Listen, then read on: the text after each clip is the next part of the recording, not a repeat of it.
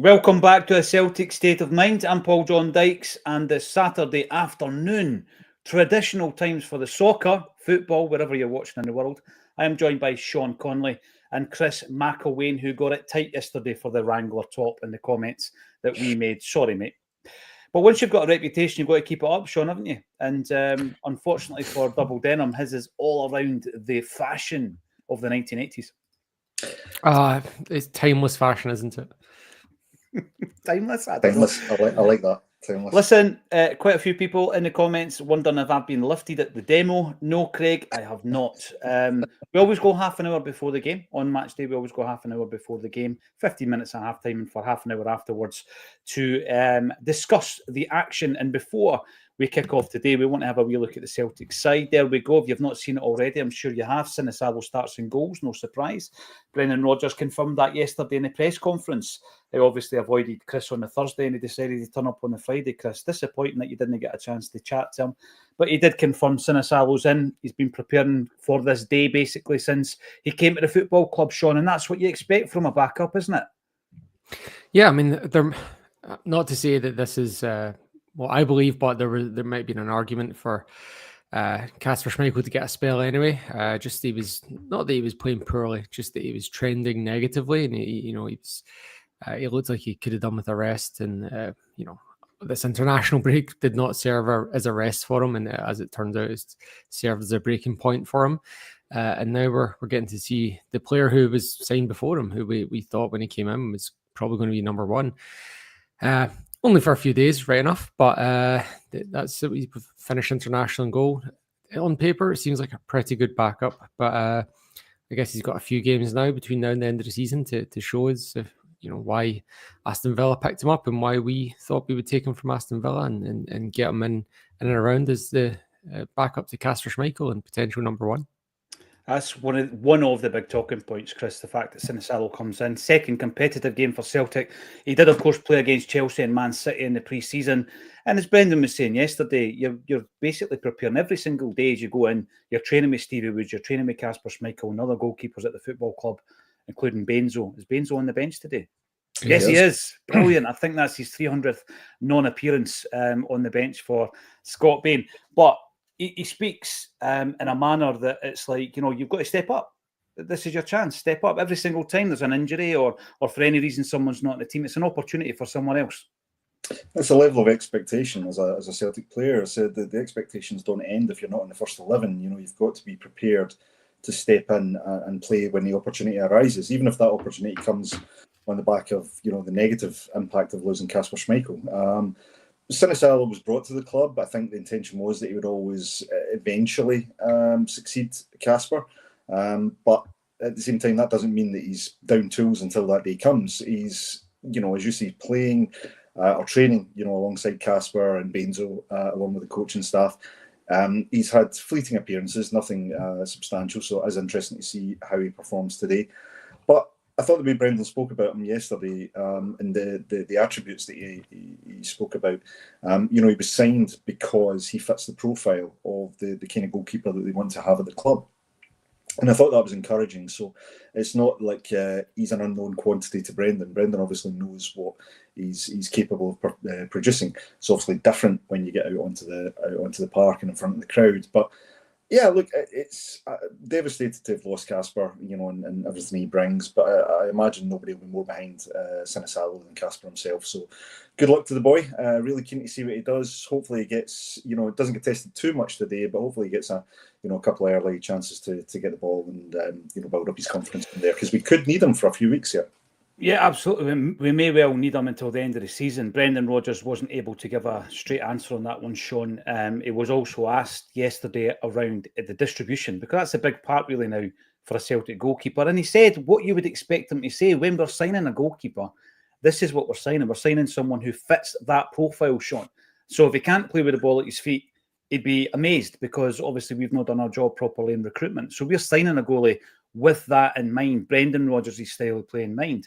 I've no real concerns, I've got to be honest, with Sinisalo. I think it's a great position to be in, where you've got the old experienced head and the younger goalkeeper with loads of potential, having come from a really good setup at Aston Villa and got his game time out on loan at a couple of clubs. I think it's a good opportunity for him. Not ideal that Schmeichel's out at this stage of the season. I'm looking forward to seeing what he brings to the team, though. Yeah, in regards to signing players, we scout players, we bring in goalkeepers to play our system. 2.5 word rebuttal to that: Doris De Vries, who came in. Who was the Kilmarnock player? Who was that Kelly player that lobbed him for 40 yards? You remember his name? It was the goal of the season, wasn't it? I forget his name. It was a cracker. Then he disappeared into the ether. I think he's still playing somewhere, but he was hooked at half time. De Vries. Oh yeah, I think there was an injury or something. I can't remember. There was some fantasy injury at that time. But yeah, he was. Yes, he was not the best shot stopper. Bless his cotton socks, as they say. And I'm not even sure he was that great ball distributor either. It turned out that they decided that the easier option was to just try and teach Craig Gordon how to pass a ball, and that seemed to work out somehow better. But no, we're blessed to have had Stevie Woods for so long, doing a real good job turning these goalkeepers into top players for us. So good that the Scottish national team have brought him into the fold to do the same. So I have high confidence in his Stevie Woods' ability. Scott Bain, I think. So we've got the Lisbon Lions stand, the Jock Stein stand. We've got Billy Connolly and Rod Stewart have got their names on seats in the stand. So I think the furthest left seat in the bench should have Scott Bain's name on it, and that should be enshrined on there. They should be bringing out a bench with 300 on it today for him instead of the framed jersey. Absolutely. Yeah, I agree with that. And it needs to be like the old school gym bench that you used to get. Remember those things? The big two guys carrying out. Like a stretcher with Bain just lying on it like that. Put it on his side so you can play it as a goal in Boy Scouts. I'm sorry, Bainzo. At some point in the future, I'd love to have you on This Is Acsom, probably when you're not under contract at Celtic, of course, and it would be great to chat to you. But you're right about Stevie Woods. What a job he's done. He's worked with everybody right back to, I think, Arthur Boric. Correct me if I'm wrong. Was there goalkeepers before that? Arthur Boric, right through Fraser Foster, Craig Gordon, Joe. I mean, a great record, and obviously Barkas didn't work out. I'm always reluctant to give him, such a hard time, because I think Barkas, Ayeti, and Duffy, and Luxall, and the guys that came into that time, they came in at a unique time to be a footballer where you couldn't integrate into the city, the culture, your teammates around you and all this kind of stuff. So I'm not saying you get a pass for it, but it's hard to gauge. He wasn't great for Celtic. It goes on, and he's probably still a good goalkeeper somewhere else. We're going to go through the entire team. JJ Celtic, fast start needed, 4-1 Celtic, says JJ. This is another thing, Chris. Yesterday, Brendan Rodgers spoke about being slow. He pinpointed that as being an issue at Ibrox, and also in the last game that we're itching to, obviously, to get back to playing because we got beat. He says we were very slow to start and Rangers weren't. And it's a surprise, isn't it, that you're just not at it from the first whistle. That's what JJ's talking about today. That is, and I think it's understandable. Players are human beings, and when you've picked up such momentum throughout the season, you've built up this big lead. I'm not saying complacency can creep in, but you maybe get into a comfortable mode in games, particularly when you're being successful. And I think there was an element of maybe being caught out by the intensity of that game. That's not excusing the players. They should be on it. I think Brendan expects them to be on it in every game, and expects them to be up for the fast start. But it was apparent during that game, and myself and Sean obviously covered that.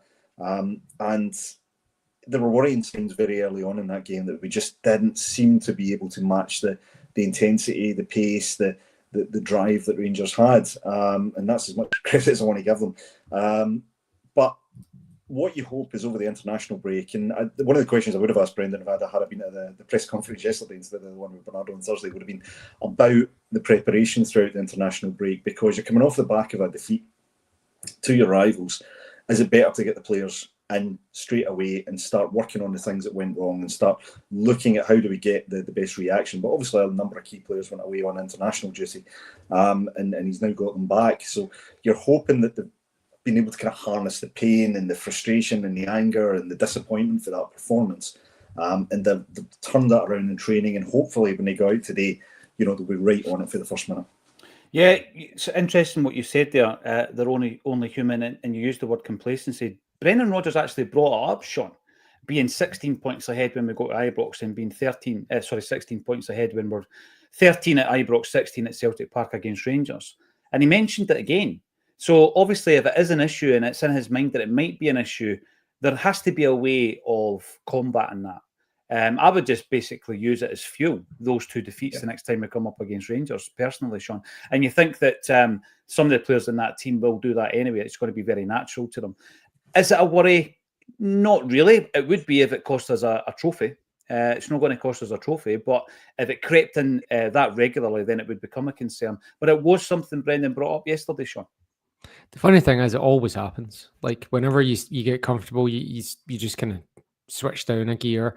I think some of it comes from like, if you remember the sort of thing where Carter Vickers was playing with an injury, and then as soon as we wrapped it up, straight off the operating table. Yeah. So I think a lot of it's down to that. Like, you know, maybe Paulo Bernardo plays through his injury instead of having 6 weeks to actually properly recover.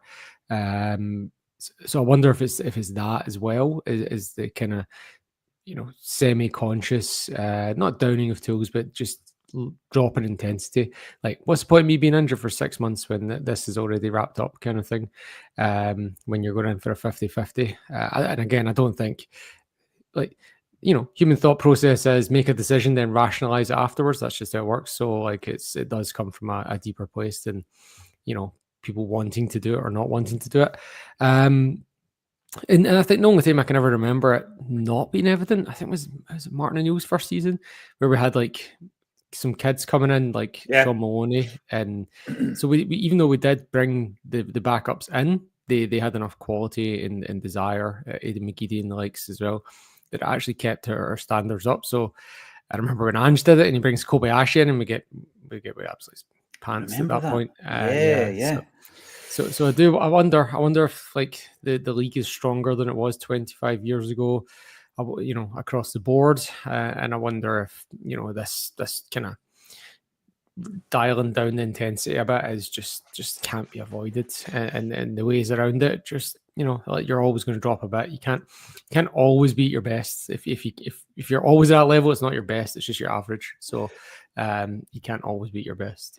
It's always incredible then, Sean, when you look at sports people who are able to maintain such high standards. You know what I mean? Mm-hmm. You can like them or loathe them, but the likes of Ronaldo and Messi for years and years keeping a standard at that height. And then you've got managers like Alex Ferguson at Manchester United, where he's able to keep that and continually change it just to keep that standard there. It must be one of the most difficult things in management, actually, to continue that motivation when you're so far ahead. You're a couple of laps around, you've lapped a few people, and you're still trying to keep that intensity. I can understand why it would be difficult. Martin O'Neill actually spoke about that. Was it not Kilmarnock who beat us and they ended a really long run, Sean? Yeah. Because he started playing a week inside after we won the title. And he says all these years later that he regrets doing it now, because he said, I wish I'd had that record, and he was able to extend it. Thanks, everybody, for getting involved. Keep the comments coming in. We're going to look at the rest of the starting 11. We're talking also about the fan protest. We had a special guest yesterday, Paul Quigley, from Fans Against Criminalisation. That went without any issue, I believe, this afternoon. I wasn't there. Contrary to some of the speculation that was going on that I had been lifted for being steaming up at the Cop Shop in London Roads, I wasn't there. Jungle Line says there was around 1,000 there. I've seen a few images earlier on. If you were in the vicinity, let us know how it went on. Jungle Line goes on to say, it looks like everything passed out well at the protest, which is great, because when we were talking to Paul yesterday, he was talking about de-escalation. You know, this wasn't a means of elevating the issue and making it worse. It was all about de-escalation. So that, for me, was quite interesting yesterday. Catch up on the YouTube channel. Ewan boy, I saw you in the crowd on Thursday night, mate. Didn't have a minute to come and see you, unfortunately. Great to see you in the audience, and I hope you had a great night. Paul Rees, the bench is stronger, but no Yang. Guys, I'm just guessing that's because of the travel, South Korea. I think it maybe came back. He's on the bench. I think the commenter means, is he not on the bench? Sorry, I thought he was. I'll bring that up. Because if he wasn't, I could only say it had something. He's on the bench. I assume the commenter means not starting. What do you think of that? There was a lot of talk around Yang for Kuhn, and my take on it, Sean, was let Kuhn play through this little dip in form, and he'll come through it. And he'll come through it as a stronger player as well. What was your take on it? Yeah, I think you can see from this team here that it's not a reaction to what happened in the previous game. Johnston and Schlupp were very poor in that game, and they both start again. So, and even with Johnston having travelled and played with Canada, he's still in as a starter. That said, Ralston did play for Scotland. He just didn't have as far to travel. So I think Rodgers has just kind of gone with what he thinks is the strongest team, with a kind of longer term view on that rather than just reacting to the previous game. Whether that pays off or not, we'll see. There's not too many players in the team that actually did play internationally. You've got the Japanese guys. Sinisalo travelled but was on the bench. Carter Vickers and Johnson both travelled and played. I think that's the main issue. The Americans and the Japanese, they did travel a fair distance, but everyone else was pretty much resting and training over the. But the one thing the commentator says is that stood out to me when I saw the team line being announced is the bench is markedly different from the Derby game. Like we had 4 youngsters on the bench and none of them are there today. They would have been replaced by Bernardo, Forrest, Ital. I guess the only place the bench is weakened relative to that to his the goalkeeping position. Although you could argue Scott Bain's very good at holding that seat down. So I don't know. It definitely is.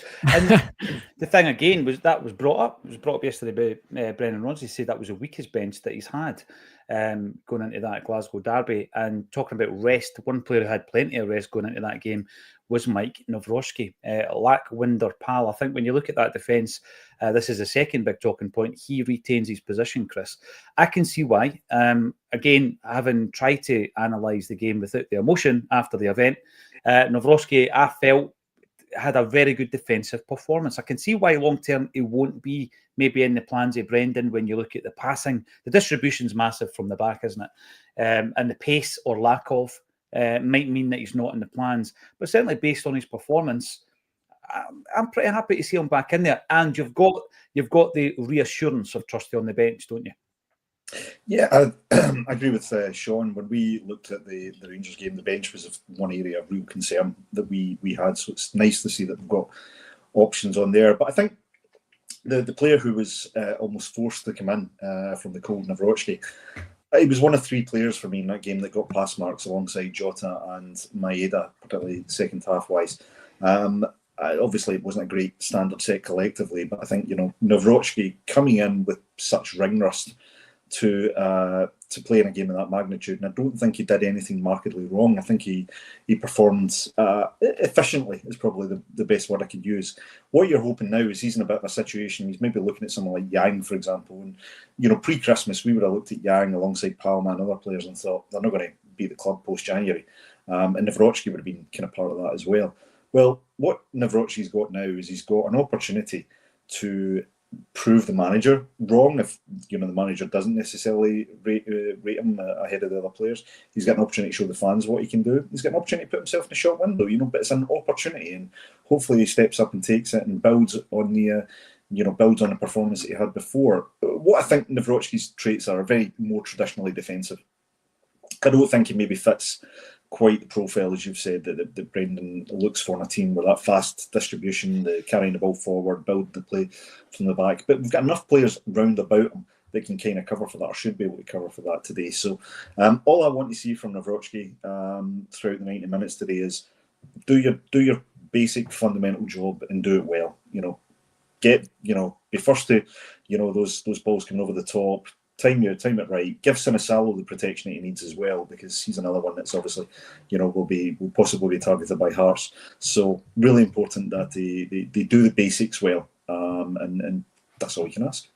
When I watched the game back, I don't think that he just did a job. I actually think he was the best of the back 5 by some distance. And there was 3 or 4 occasions where he's actually playing a sweeper's role because his colleagues are making mistakes. So in terms of that, yeah, you deserve to be in the starting 11, particularly if Trusty is the 100%. You'd bring him back onto the bench, of course. I mean, there's been a few issues this season, I think, with Trusty being bullied. And Hearts might have been able to target that. There's only 901 minutes of data in terms of Mike Nawrocki in a Celtic jersey, Sean. My take on it would be one of the opportunities Chris mentioned was putting yourself in the shop window. I think that's where he's at. I don't think he's got a future at Celtic, but he played well against Rangers, and I think he probably deserves his starting berth today. 901 minutes spread across almost 3 years, so I'm not sure you can get a consistent clip at him. I think probably Yang played more minutes across that December-January spell than Nawrocki played in his whole Celtic career. So Yang certainly had more of a crack than Nawrocki. But yeah, look, you're right. Everyone saw it. He was defensively one of the better players out there in that game, and that's I don't know what to make of that, to be honest, because when we had the reason he got bombed out of the team in the first place was because we were just playing appalling football. Him and Lagerbielk, like we couldn't beat the likes of St Johnson because those two at centre back were just shelling it forwards. They weren't like being prepared to keep possession and play triangles or anything like that. They were just playing desperate passes forward that were not accurate, and that's why they came out of the team. And I don't see that 2.5 years. I guess some point earlier in their time they would have had a chance if they'd to turn that corner at training, and I guess that's not been evident. I suspect he's starting again today because Trusty's not 100%. We've seen that before with the likes of Scales. Obviously, Scales is still injured as well, facial injury. But yeah, I suspect he'll probably be back out the team next week, Nawrocki. Maybe not. Maybe he plays a blinder today, scores a goal. I don't know. Maybe he gets confidence and becomes just out of nowhere. It's happened in the past. It'll probably happen again in future. Just until he shows it, I'm not buying it though. I think you're right. He's in there for a sell, not for a buy. Yeah. And during the week, people were talking about the extent of Liam Scales' injury. Brendan Rodgers yesterday confirmed that he should be back in the running for the Kilmarnock game, which is the 12th of April. So you would expect him to be back pretty soon. Stephen, Scott Bain has the best job in the world. Stephen, have you been talking to Pat Bonner? Because that's what he said to us as well back in December, I think it was, when we done a gig with the big man as well. And Les Watts asked the question, when does Bain qualify for a testimonial? That's a decent question, right? Because I'm looking at the seasons that he has actually been involved with Celtic. He came in initially on loan, of course, for half a season, 2017-18 being the first time he played in a Celtic jersey. So how many seasons has he performed? Let's have a look. 1, 2, 3, 4, 5, 6, 7. This is his 8th season as a Celtic player, although he's not played this season, other than in a friendly against Sligo Rovers, where he wasn't at his best. So this is his 8th season. Les, if you're going to kick around for another 2 seasons, would you go to his testimonial? I would be there. Absolutely. Cannot wait. Interesting enough, Anthony Ralston is in his 10th season at Celtic. This is his 10th season playing first-team football at Celtic. There was quite a few of those seasons where he played fewer than 10 games. And in its entirety, he has played 106 games of football for Celtic in 10 seasons. But you sometimes need guys like that in the squad, Sean. Dependable, reliable backups. Oh yeah, absolutely. Like you don't really want someone like Mo Kamara on the bench, right? You want we want those players that are going to be eligible. Dirk Borigter. Yeah. Like players like Ralston, like he came on and did a job for Scotland. He gets a clean sheet in Greece, and that Greece team are they're no mugs. They were a good team, and he played well for Scotland the other night. And that's just coming out of the cold. So I'm confident with Anthony Ralston as a backup, and I would have been confident if he started today. I don't think he's as good as Alistair Johnson, but I would have been very happy with him starting today. I wouldn't have had a problem with him there at all. No, and of course he is my favourite player, and I'm not just saying that, he absolutely is. The starting 11, the midfield was another talking point. Obviously, we've got the main man, Callum McGregor, back. Engels and Hatate retain their jerseys, Chris, and on the bench, you have Luke McCowan, and also the return of Paulo Bernardo. I spoke yesterday with Colin Watt in and around the importance of the 2 Portuguese, the ex-Benfica players, Bernardo and Jota, coming back to full fitness or full sharpness. They could be key in the run-in to the treble. Bernardo, yeah, I know I keep saying he's been in and out of the team. Someone pointed out he's played in 30 games, but my point is this: he's not started any more than 3 consecutive games this season. He's not had that same kind of run, Chris, that you had maybe last campaign. And I think he can be a big player for us in the running. Yeah, and he's demonstrated it in big games. I don't think we've seen the best of Paulo Bernardo this season so far, and I'm hoping we start to see that now as we get into the running. And we need a player like Bernardo, because I think what's great about our midfield options is they all bring something slightly different to one another.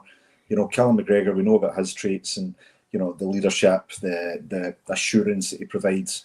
At times, we know about the energy and the craft of Hatate, and the strength and the I think the passing ability and range of Engels. McCowan, all energy, kind of great.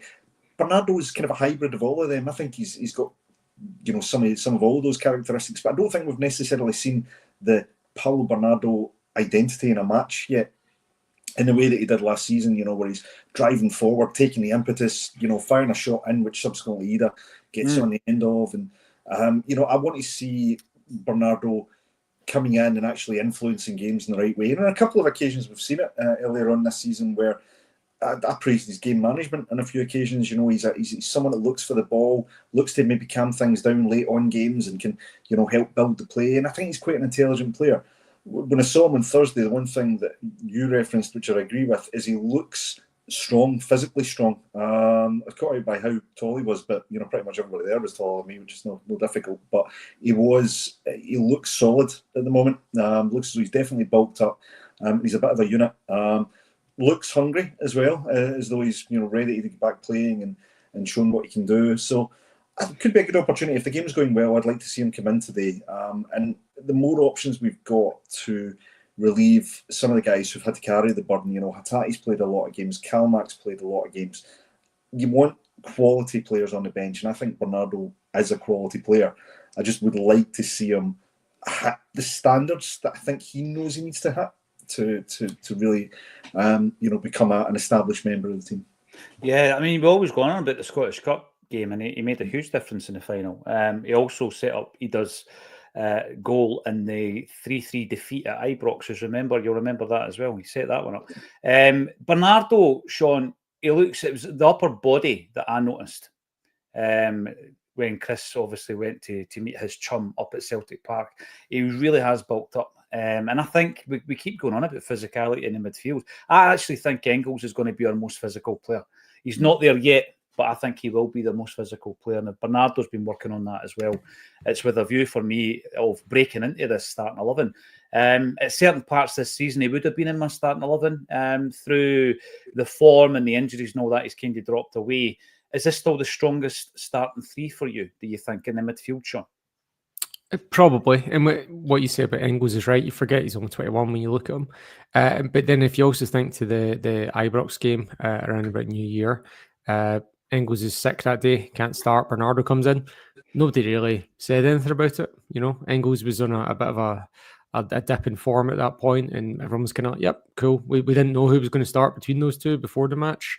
And when Bernardo started, we're like, okay. And then it came out Engels was sick. I'm like, yeah, okay, fair enough. And Rodgers publicly said it was the sickness that made the decision for him, as in there was a decision to be made. So at that point, those two were neck and neck. And now, obviously, Engels is like quite a bit ahead of Bernardo right now in the pecking order. But that's just come back on the last 2 to 3 months of performances and man of the matches that Engels has been racking up. So it's still well within Bernardo's reach to come in and be a valuable member of the team. There's a good chance that some players in the squad move out and we get a refresh in the summer, and maybe Bernardo's the one that steps up. I think there's no doubt, and he's got the ability there. He's shown it at times, and I hope that today is one of those days. Yeah, without a doubt. We want to see Maida getting 30 goals this season. We want to see James A. Forrest scoring this season, something he's never failed to do. And I think he's 16 seasons at the football club so far. There's the Hearts starting 11 as well. Craig Gordon, he must be about 50 now. He's 40-odd. And he starts again for Hearts with Beningame. Shankland, the captain, many said he was a better striker than Kyogo. How many has he scored this season? Oh, famous last words. Devlin, Steinwender, Milne, Kabangu, Wilson, Nielsen, Penrice, and Forrester. Penrice looks a decent player as well, Sean. He's always impressed against Celtic. One of the guys, I don't know how he plays against everybody else, but whenever I see him playing against Celtic, he's a decent player. Yeah, that often comes from the fullbacks. I find the Dundee United one did the same. I wonder if that's a reflection of the way we play. Probably not. But whoever has the best game for Hearts today, I'm sure there'll be some comments after the match saying, "Oh, they'd do a job for Celtic." And it's, no, they wouldn't really. Although we probably said the same thing about Greg Taylor once upon a time, and then he has come in and done a job. So I shouldn't be too dismissive. But that Hearts team refreshed in January, so there's a few faces in there we've not played before. So it should be interesting to see how it shuffles out today. Yeah, they've done well. They're in the top six. I do believe that the 6 teams in the top 6 right now are the 6 biggest clubs in Scotland. So when I'm looking at that, I'm looking at Hearts and I'm thinking this is going to be a tough game. We will be back at half time, obviously, to chat about the first 45. But before we go to join the action, Chris, give me a wee prediction. Yeah, I gave you one during the week, and I think it's not really, my opinion's not changed. I think I'll go for a tight, hard-fought, but ultimate 3-1 victory to the Hoops. 3-1 to the Hoops. Sean? 2-0 to the good guys. Brilliant. That's what I would like to hear and see. I'm going to go with you, Sean. 2-0 at Celtic. Go and enjoy the first half, ladies and gents, and join us at half time on a Celtic State of Mind.